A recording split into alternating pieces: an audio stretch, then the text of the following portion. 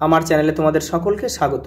আজ আমরা ক্লাস 6 এর রায়ান মার্টিন প্রশ্নবিচিত্রা থেকে ইতিহাসের দ্বিতীয় পর্যায়ক্রমিক মূল্যায়নের শেষ তথা অষ্টম স্কুল সলভ করব।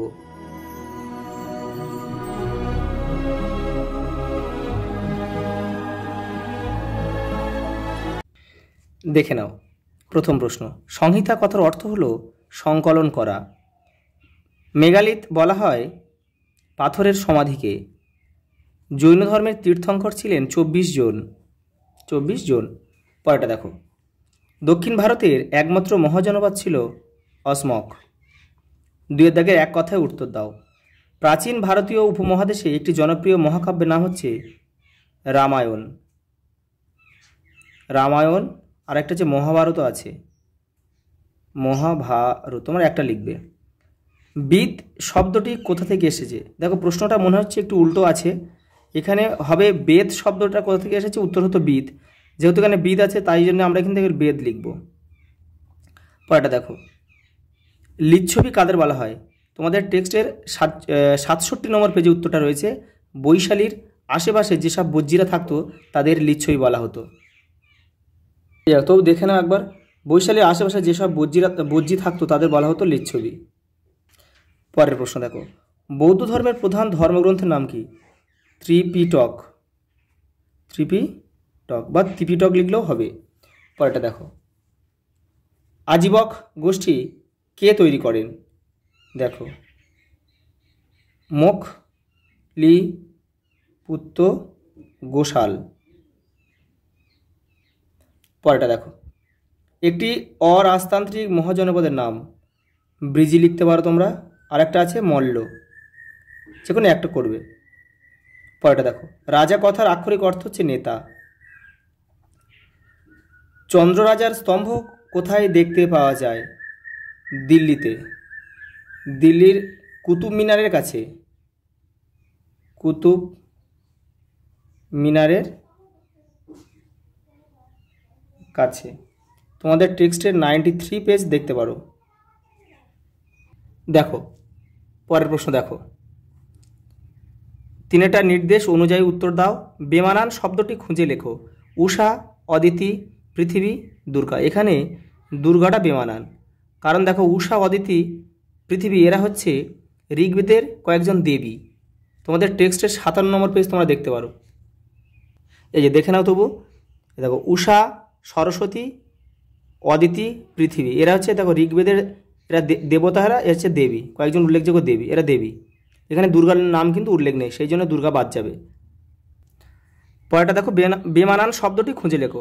ঋগ্বেদ, মহাকাব্য, সামবেদ, অথর্ববেদ। এটা তোমরা নিজেরা পারবে। দেখো এখানে এরা চারটে বেদের মধ্যে 3টে বেদ দিয়েছে, আর একটা এটা বেমানান, মহাকাব্যটা বেমানান।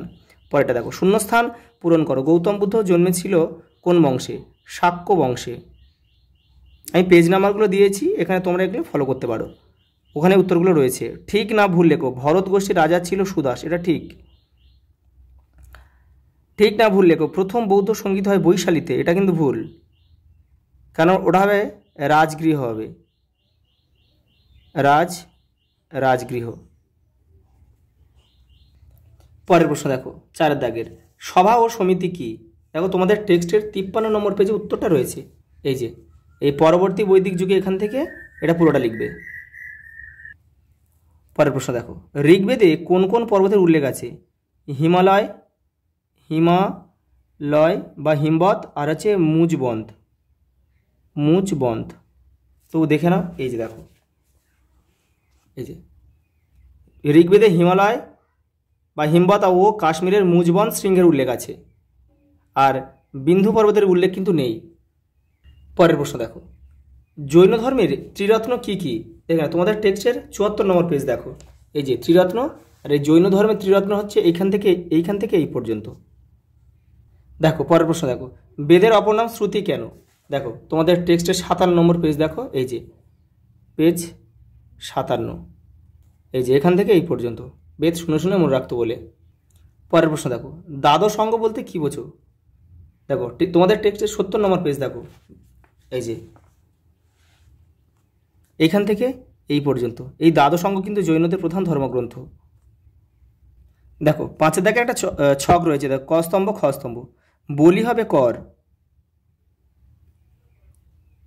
ইনামগাঁও মহারাষ্ট্রে অবস্থিত। হীনযান ও মহাযান বৌদ্ধ ধর্ম। মগধের রাজধানী রাজগৃহ। দেখো পরেরটা দেখো, 6 দাগের প্রশ্ন রয়েছে।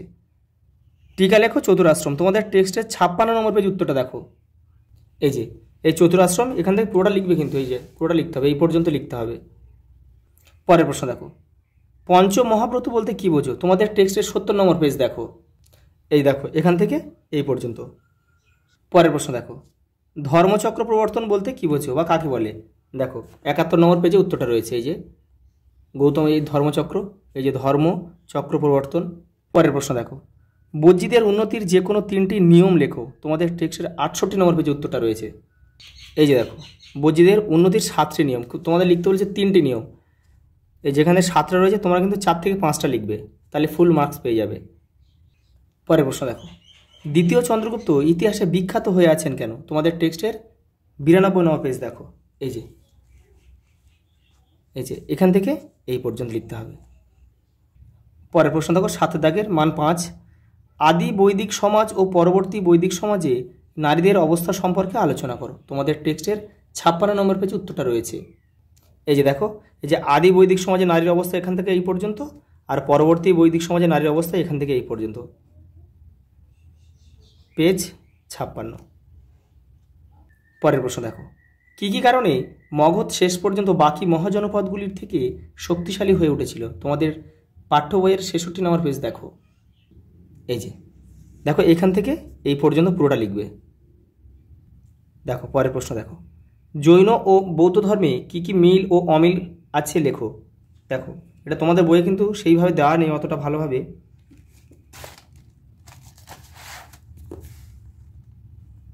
দেখে নাও। এই যে এই জৈন ধর্মের, এই যে জৈন ও বৌদ্ধ ধর্মের তুলনা, এই সাদৃশ্য মানে মিল, এখান থেকে এটা মিল, আর বৈসাদৃশ্য মানে অমিল, এখান থেকে এটা অমিল রয়েছে, তোমরা এখান থেকে করে নেবে। আর তোমরা যদি কেউ টেক্সট থেকে করতে চাও তাহলে তোমরা এখান থেকে এটা লিখবে। এটা পেজটা হচ্ছে, এটা পেজ 74। দেখো, কুষাণ সম্রাট কনিষ্কের কৃতিত্ব নিরূপণ করো। দেখে নাও, তোমাদের টেক্সটের 88 নম্বর পেজে উত্তরটা রয়েছে। এই যে ভীমের ছেলে প্রথম কনিষ্ক কুষাণদের সেরা রাজা, এখান থেকে লিখবে, এই পর্যন্ত লিখতে হয় পুরোটা। তোমাদের কিন্তু দ্বিতীয় পর্যায়ক্রমিক মূল্যায়নের ইতিহাসের সবগুলো স্কুল কমপ্লিট হয়ে গেল। এখান থেকে তোমরা ভালো করে নিও। আজ এই পর্যন্ত, দেখা হবে পরের ভিডিওতে।